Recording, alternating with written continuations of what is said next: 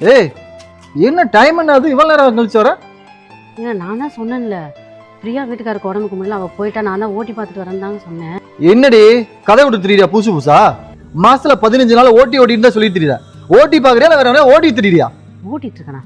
ஆமா அப்படிதான் பண்றேன். இப்ப என்னன்றீங்க? ஏய் என்னடி சொல்ல?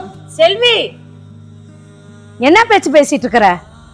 ஆம்பளை 1000 பேசினால நீ இப்படிதான் பேசுவியா? அக்கா இங்க பண்ணாத தப்ப பண்ணலனாலும் இங்க ஒத்துக்க ஆளே இல்லக்கா. ஆமா பண்ணுனேன்னு சொன்னவங்கனால என்னக்கா பண்ண முடியும்?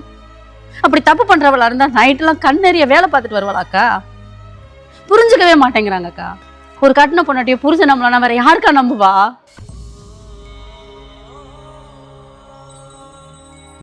தம்பி, கட்டுன புருஷன் பொண்டாட்டியை நம்பணும், பெத்த தாய் தப்பேன் பிள்ளைங்களை நம்பணும். நம்பினாதாயா வாழ்க்கை நல்லா இருக்கும்.